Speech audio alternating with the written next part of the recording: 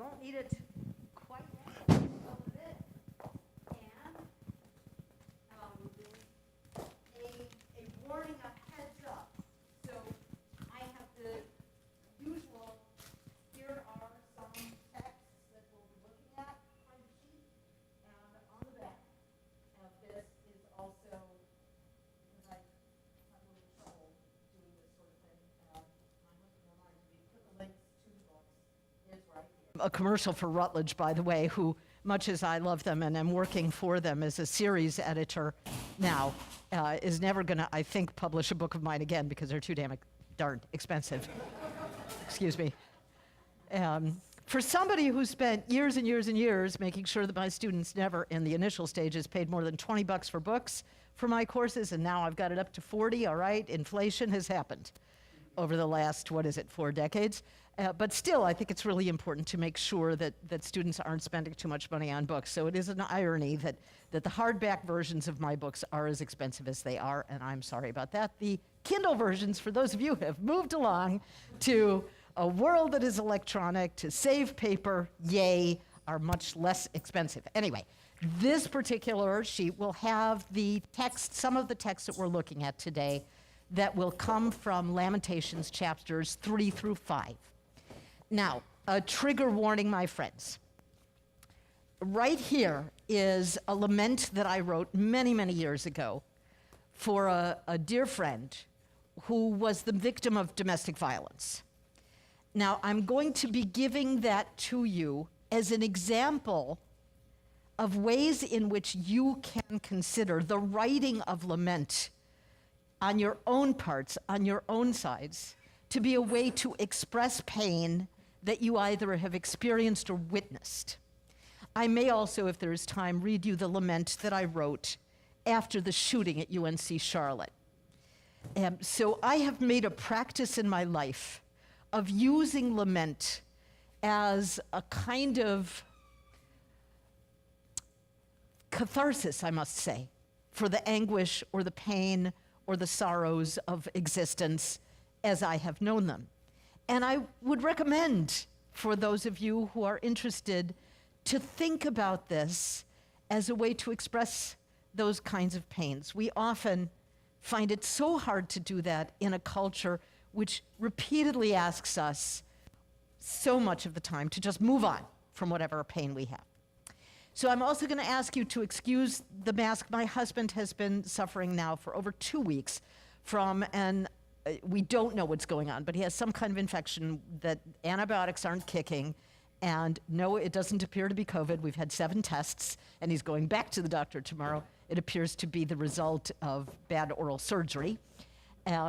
However, the reason that I want to be protective and extra specially careful, particularly since you do have a person who has had COVID in the community, so I'm going to try to make sure that I can go home and say, no, honey, I'm not adding to your lament.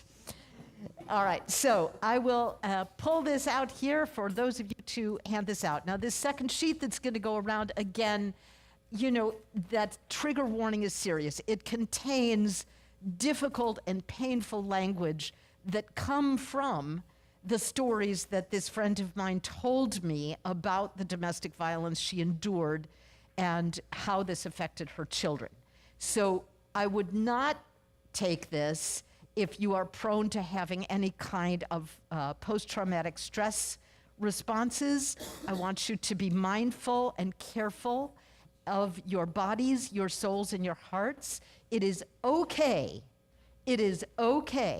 to protect yourself from something that might be too painful or triggering. Have I made myself very clear here? Okay, good.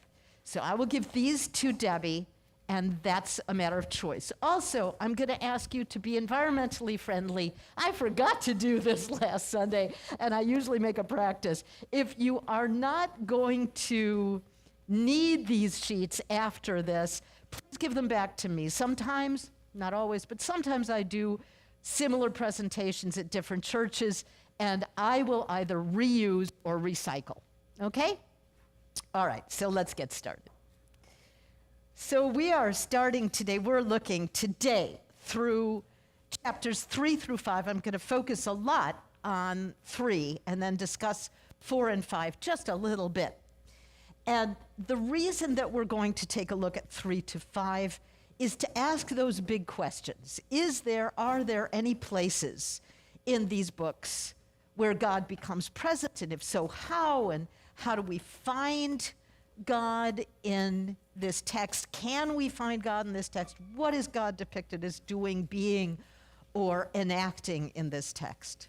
And then please remember that next Sunday, we're going to look at a very curious thing. Now, that curious thing is something I've spoken to some of you about before, because there was, years ago, I mentioned the Modeh Ani prayer of thankfulness. But next Sunday, what I want to do very explicitly with that prayer is talk to you about its connections to the book of Lamentations and the theology that produces, to my continual amazement, a prayer of gratitude out of a text of despair, which is really an incredible and special gift. So, we'll start now with the monumental center of Lamentations. You might remember that I mentioned that every book in Lamentations is an acrostic. It goes from Aleph to Taf, A to Z, if we were thinking in an American English alphabet. And each verse starts with one letter from the alphabet. The monumental center, though, chapter 3 of Lamentations, I think I misspoke last week. It actually has 66 verses with 22 letters of the alphabet, or the alphabet, as we would say in Hebrew. That means that we have 3 verses for every single letter. You want to really hammer it home, pain from A to, from Aleph to Taf, from A to Z, 3 times, over and over again. So it has a kind of a sound that is not possible for us to hear in English, right? The same letter beginning every verse is a kind of musical decision, let alone the fact that Lamentations is itself written. It's poetry, and it's impossible for me to actually give you a sense of how sound is used and rhythm is used in this text. The English will not reproduce it. But if you tried to imagine the book of Lamentations as a really sad refrain in its rhythm and its sounds and its words. It is also sung in temples, in synagogues and shuls, to a very sad musical cadence with lots of minor. Of course, those of you who know anything about Jewish music know most of it's in minor. There's a lot of sadness in the world. So minor chords, minor sounds, and lamentation. So this monumental center, what is that about? What I'm going to try to maintain for you, what I'm going to try to argue for, is a transition that moves the main speaker of the monumental center, who is known as the Gever, the strong man. That's what that word means, Gever. The reason I want you to think about that is that if you have identified the main character, if he is called the Gever, the strong man, and what we have is a litany of his weakness, his exhaustion, his entrapment, right? What is the text telling us about the way in which the strongest among us can be crushed, can be humiliated, can be made small? So already in the naming of this character, we already have this very profound, powerful message. The strong man who is going to speak to you and speak to God about his weakness. And during the course of chapter 3, this is also something that really comes home in the Hebrew in a way that is difficult to explain in English. But he will change who he represents. He himself will speak first as himself. But he will come to a point, and this is really important. You know, I tell my students at UNC Charlotte when they're listening to me lecture, because let's face it, after 7 to 10 minutes, they're somewhere else. Which usually means I make them stand up and stretch a little and then sit down again so they pay attention. But I often tell them also, if I say, and this is really important, if you are not taking notes right after that, watch it. So, this is really important. He is going from an I voice to a we. He will go from speaking about his pain to speaking about the people's pain. And that is a significant, powerful, important transition that is going to say a whole lot about what's happening in this poem. So now I'll get to prove it to you, right? And you'll get to say, yeah, okay, I believe you, Barbara. So, the sufferer will become the people. How does that happen? Let's start with what one scholar has called panel 1. He's divided the text of chapter 3 into 3 panels, how he describes it. And panel 1 is about God as the enemy. And the Gever is speaking as that individual sufferer. In this case, also really important, watch the words here, he will be speaking about God. Later he speaks to God, but right now he's speaking about God. And so what does he say about God? Sometimes I ask my students, look at all the animal imagery that goes on and on in these first verses. Who is God? God is a lurking bear. God is a lion in hiding. God is a wild beast. God is a bloodthirsty warrior. God is an archer who takes his arrows and shoots the man who is speaking. He's got a quiver full of arrows that he uses to shoot him. We are talking about right here, he has bent his bow. He has made me the target of his arrows. He has shot into my vitals the shafts of his quiver. Right? God is his enemy here. God is his tormentor. This is a deity he describes as saying, he shuts out my prayers. He has walled in my ways with hewn blocks. He has made my paths a maze. All around me he has built misery and hardship. He has made me dwell in darkness like those long dead. All around me, misery and hardship. Made me live in darkness like those dead. My friends, you can surely imagine that these very verses were quoted by Jews in Auschwitz. These very verses. Because living in darkness, right? Living in darkness, making me live among the dead. This text is almost unnaturally appropriate for describing the kind of horrors that we have seen, not only in the Holocaust, but in other kinds of genocidal spaces and places, right? I am sure that Yazidi women captured by ISIS warriors, forced into horrible relationships, which involved being brutally tormented, could have said these very words. So they have a transcendent and powerful way of telling us about extreme sorrow and extreme pain and extreme inability to, my life is a maze, apparently. Yes, extreme situations that we have to pay attention to.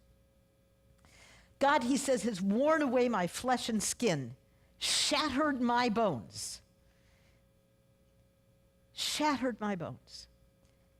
The speaker is here almost being buried alive because he has no voice, and all his attempts to speak to God are repelled and stifled. You can see some of these texts on your handout, chapter 3:4, 3:7, 3:8, right? You can see pieces of that. But if you go back to just the first 20 verses of this chapter, it's a refrain and a litany of pain. And it's worth sitting with. And I ask you, if you go back to this, not to rush to the next verses, but to stay with this and then really take note. I'm asking you, what's happening in you when you read those first 20 verses? What is it that you feel? What is it that you experience? What kind of things happen to your body? Take a really serious time to sit with those 20 verses. They're painful. And then we get to panel 2. Again, our sufferer is speaking about God. This is once more a way to describe something about God, to name something about God. And where does he go with that?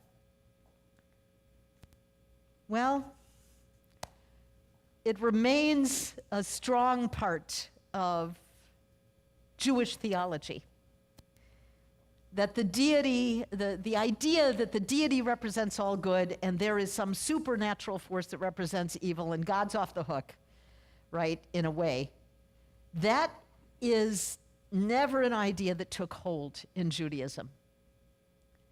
Now, let me also say that that doesn't have its own problems and its own challenges, because God, in a constant, ongoing, difficult struggle with evil, is also a painful process, right? But for Hebrew Bible, for these texts, God is the source of everything. God is the creator of everything. Isaiah, God, weal and woe. That sentiment is echoed here. If God has created everything, you don't get to cherry pick. You just don't. And that means you have to face a potentially frightening reality in which that same deity of compassion and love and forgiveness is also a deity who is the creator of ill, weal and woe, good and bad, ravatov in Hebrew. So, a second proposition that he comes to is that there has to be a reason. Do you remember my saying that daughter Zion denies the idea that you can make meaning out of meaningless horror? Do you remember that? That's really important. She has the strength in that place to say, I'm not going to pretend to fix this by making meaning out of it. I'm going to sit with the horror, and I'm going to know that there is no meaning here. That's really, really hard to do. That is terribly difficult to do because we want a reason for our pain. We want a reason for our grief. We want a reason for our loss.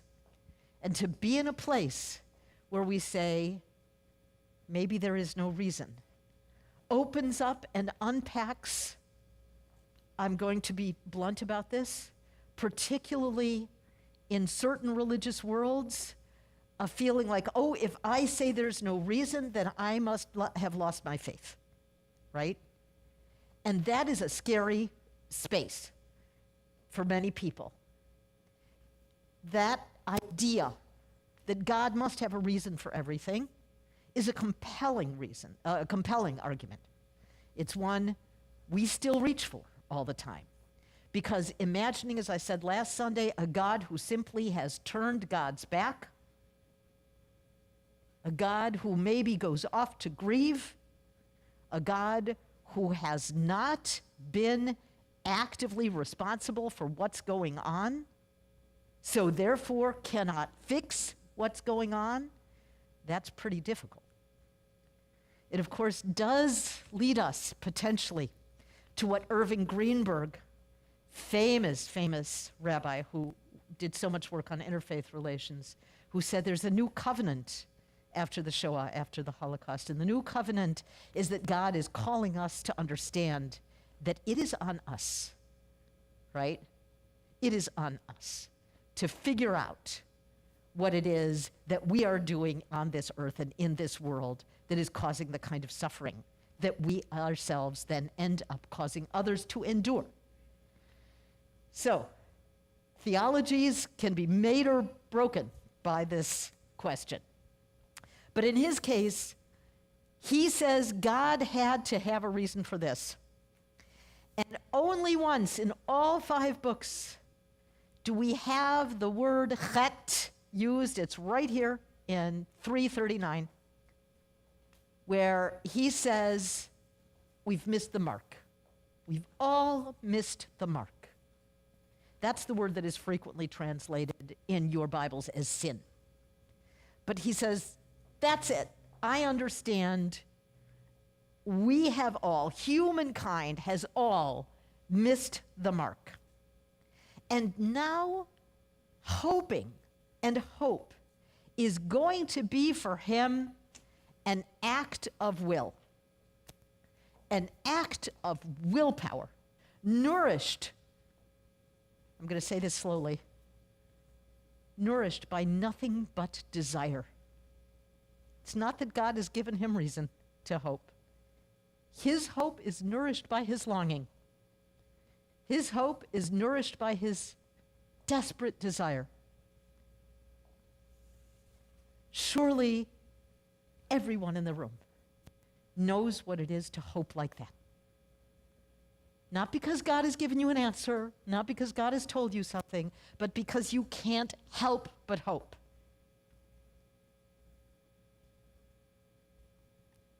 Recall the moment when you did that.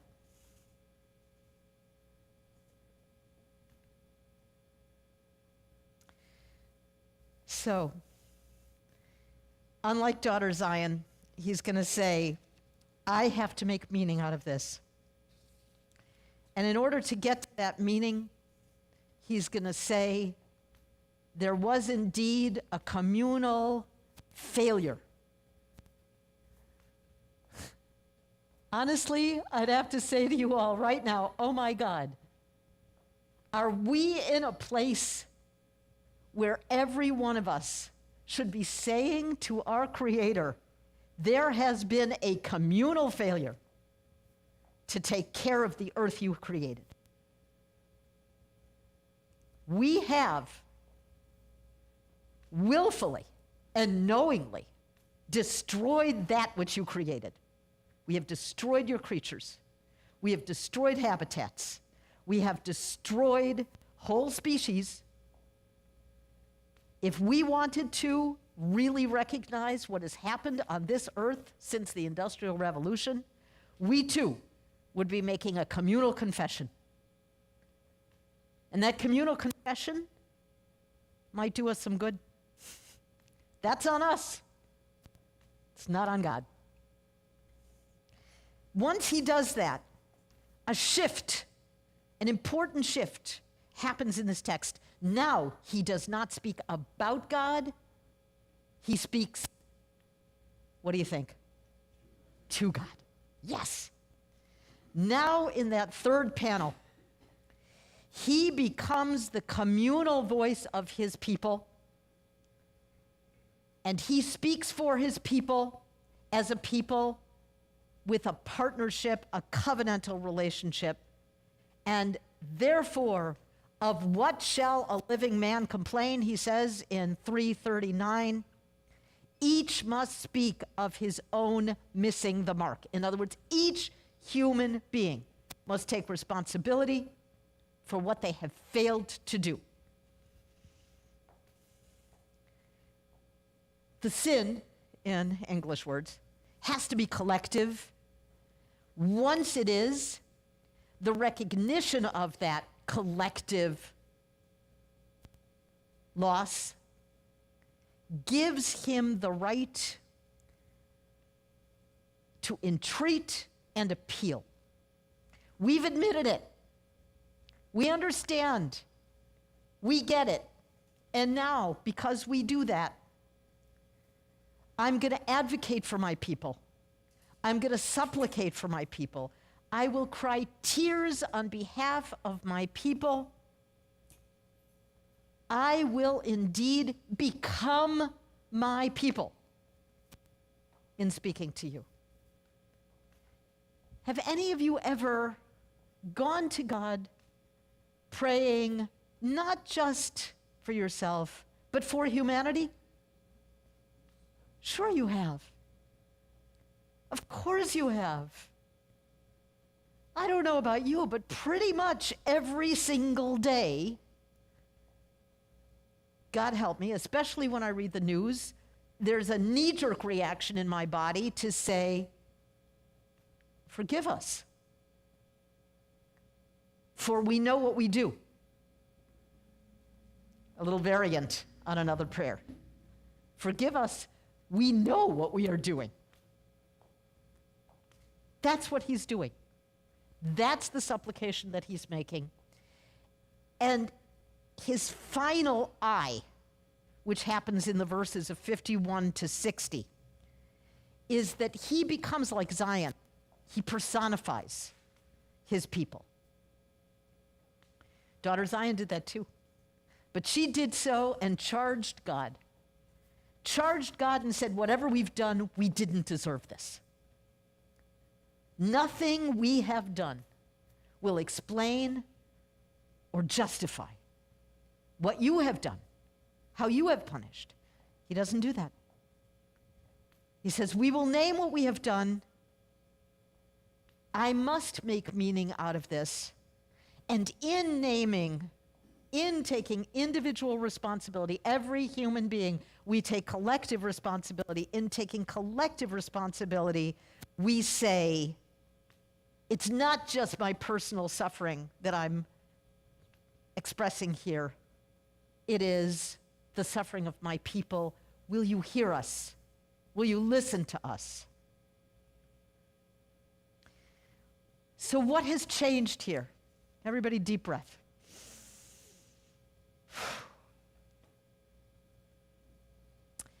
It's not as if the deity shows up to explain himself. He doesn't.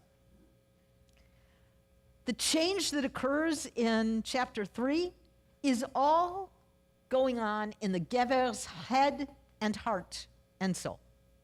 He changes his view of the relationship from the deity as a persecutor, as a prosecutor in those opening verses, to eventually taking on the role of people's protector. And as such, then he, in despair, says, yes, you've chastised us, and chastise our enemies too, for what they have done also deserves chastisement. Punish our enemies too. That's difficult, isn't it? I can see in some of your faces like, ugh. You know, does that make us feel like there's a little bit of a pause we have to take about his intentions, right?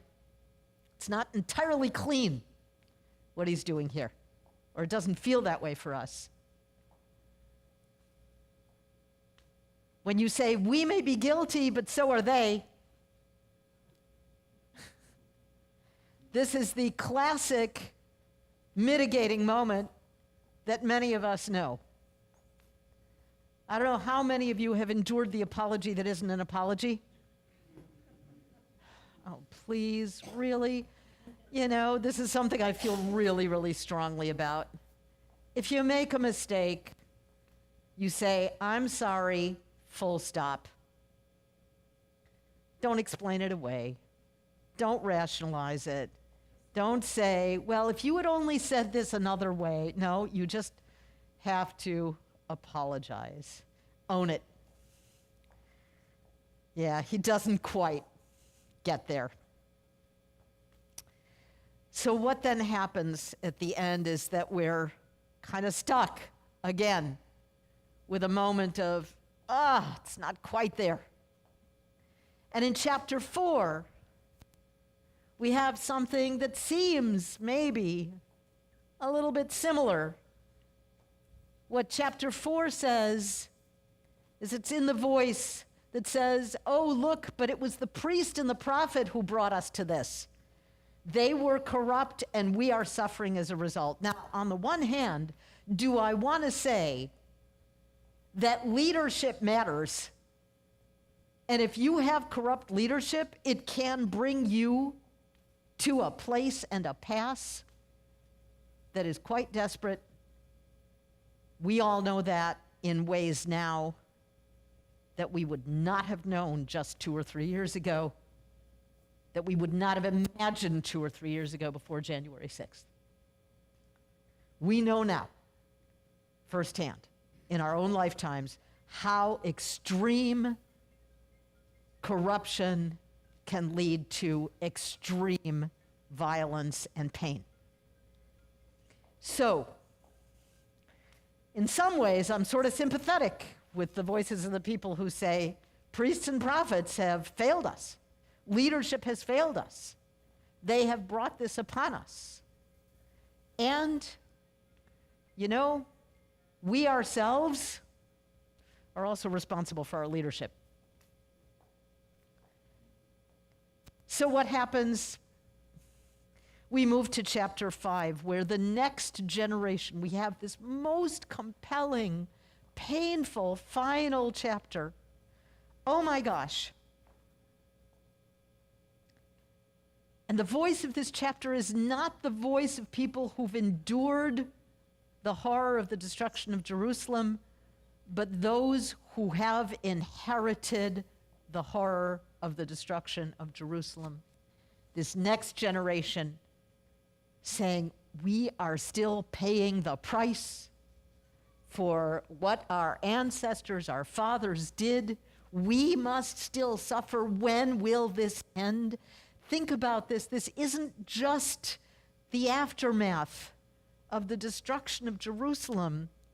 This is going on generationally. How many of us think about the ways in which pain moves generation to generation to generation? If we haven't thought about it, we have only to ask indigenous peoples who are still continuing to struggle with a heritage that involved deliberate attempts to wipe them out, body, soul, culture, language, everything, that took their children, right? That's inherited generational pain. And there is inherited generational pain for those whose parents or grandparents went through trauma. Trust me when I say it bleeds. It bleeds through the generations. There is no escaping a basic fact in American life that when people say, well, what is it that needs to be done around race relations in this country? I say, well, let's start with the fact that the torment that white people inflicted on black people was for 400 years. How many generations do you think it will take to transform that pain? And I would say it's not going to be 400. You're looking at probably double the time, because any of you who has mourned a death of someone you love, you know that the amount of time it takes to mourn is always unpredictable and always longer than anybody wants it to be. I think I said this last Sunday, and I'll say it again. Things happen where I just have a moment when I decided to let my hair go, and I remembered how my sister in her late 30s, early 40s said, enough with the bottle. And before she died at 42, she already had a fair amount of funky silver in that wild, crazy red hair of hers. wild curly hair. And a year ago, there was one moment where I thought to myself, oh, if she had lived, she might have inspired me to have that courage, and we could have done that together. And the whole morning, for somebody who's been gone for decades, all over again. All over again. The grief, the tears, the things that I couldn't experience with her. Can you imagine what this is writ large? Not just an individual loss, but a collective human loss, a people's loss. We can't ever overstate the generational trauma that leads to.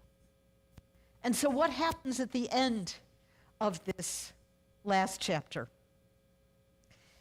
Lamentations 5:22 and 5:21 and 22. Read, "Take us back, O Lord, to yourself. Let us come back. Renew our days as of old. Hashivenu Adonai elecha. V'nashuva chadesh yameinu kekedem." It is a text that is sung in every single Torah service. When Jews take out the Torah, when they bring it back, they sing this line. I could sing it for you. I know it like it's embedded. And the last verse of this text, "For truly you have rejected us, bitterly raged against us. Ki im oz ma'astanu." You have surely, this is what we have here is a verb that's repeated twice in a particular form that fully hammers it home. The rejection is total. You have raged against us, aleinu, against us.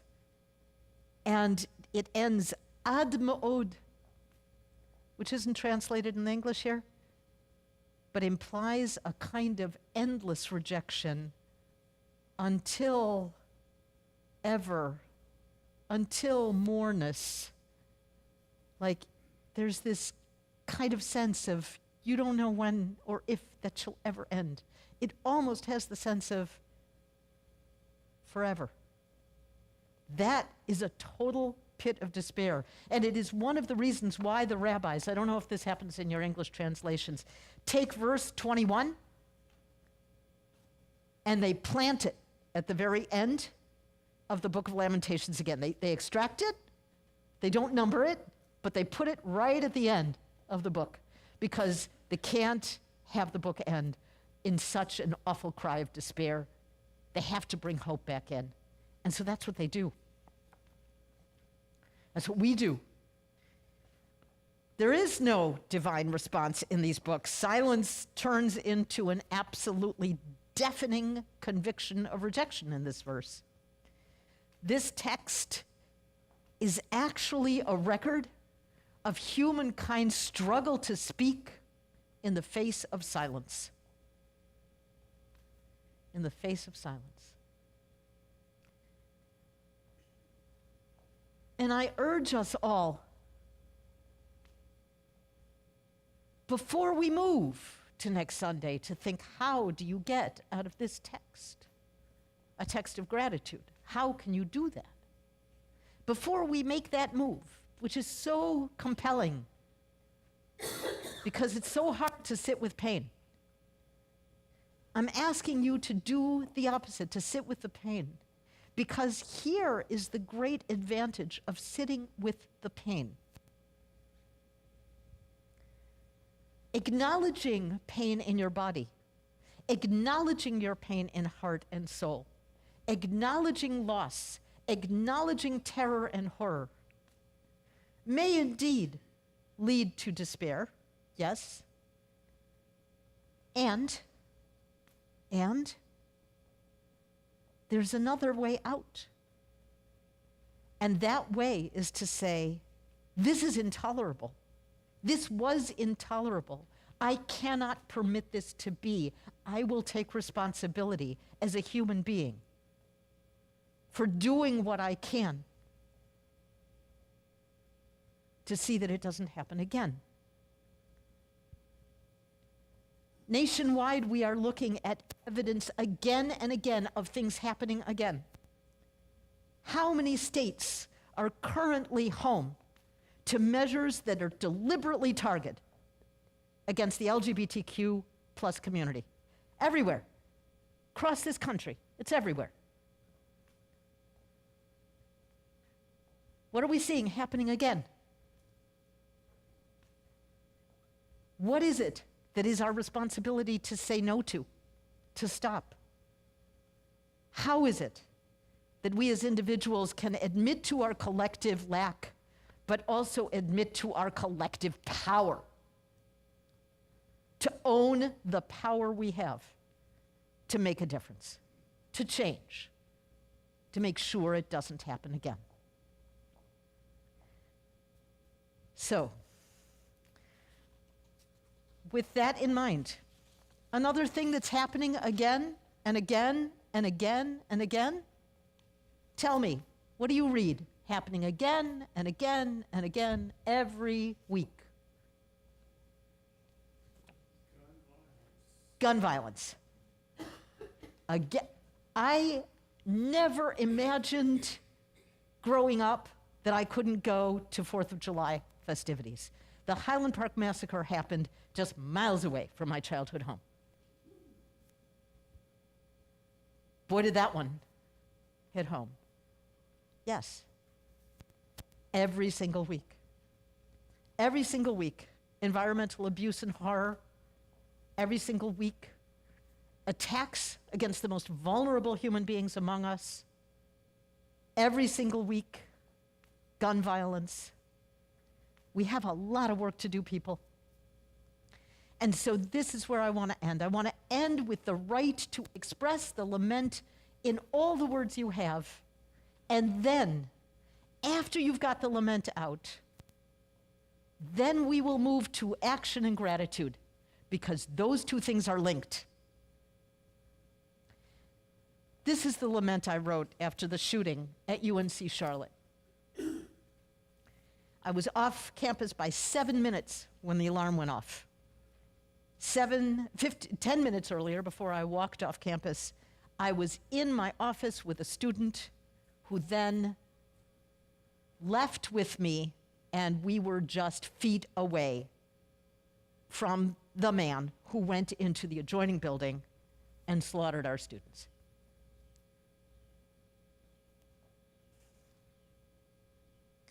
This lamentation is in the memory of Lori K. Gilbert, Ellis Parker, and Riley Howell. Alas, lonely she sits, her squares once teeming, her buildings alive with sound. She is a widow now, mourning for her dead. Weeping for the injured, the fallen, whose voices once called out in greeting, in play, along her pathways, her walkways, her glens, her gardens.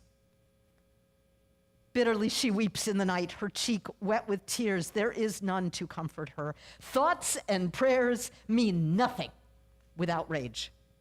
Without anger so righteous, it rises up to cry out, let their wrongdoing come before you, let their wrongdoing be named, for making murder easy, slaughter simple, for placing pistols and assault rifles in every hand. Our steps were checked. We could not walk in our squares. The breath of our life was captured in their traps. See how the foe has laid hands on everything dear to us. You're young, shot at study. Your supplicants, shot at prayer. Hear my plea. Do not shut your ear to my groan, to my cry, for these things do I weep. My eyes flow with tears. My children are forlorn. See how the foe has prevailed. See how abject I have become.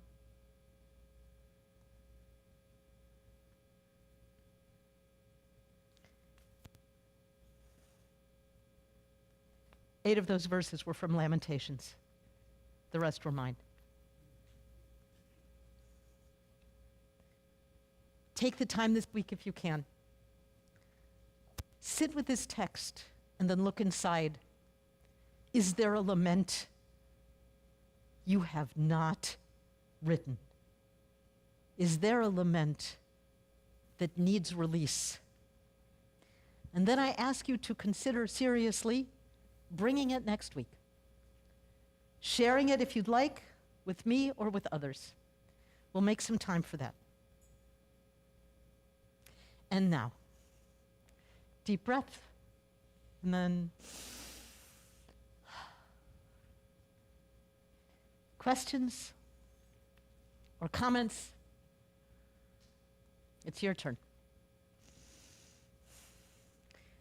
Who's my, aha, okay, so we have someone over here, and you'll get to be able to move this around. Thank you so much. What is your name?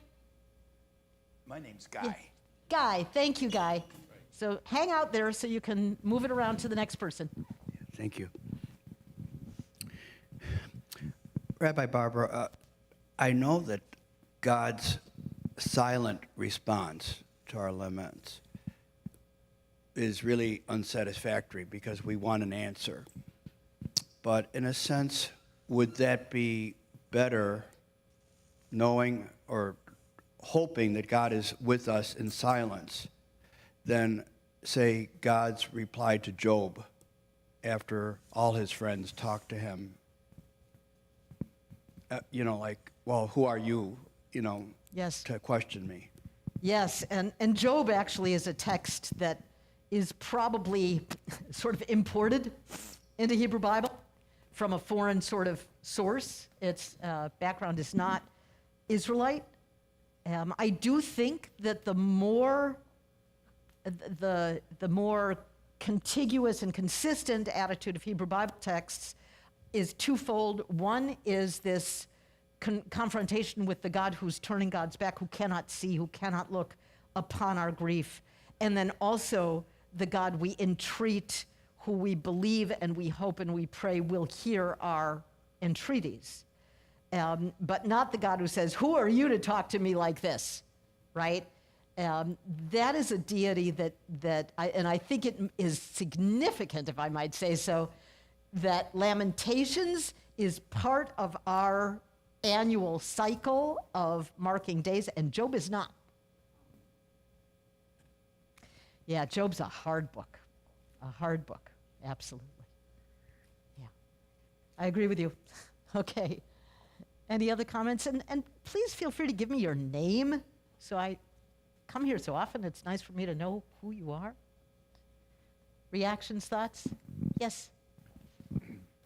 Rabbi, my name is Randy. Hi, Randy. In the beginning, you talked about the rhythm and the cadence.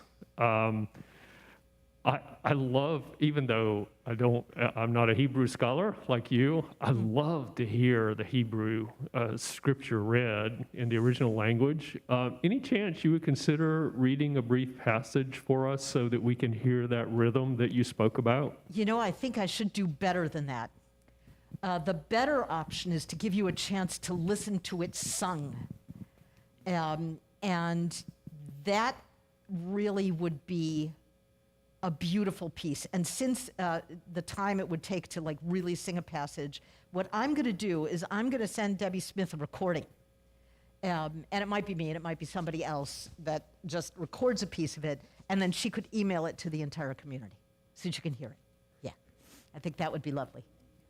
So just to hear the cadence of that. Yeah, it is, there's the first piece I ever chanted from Torah included the verse that Esau says, "Have you no blessing for me, Father?" And the way that verse ends in a particular version of how you chant Torah sounds like this in English. "My Father, have you no blessing for me?" Something like that. And you can just hear the fall, right? The pain.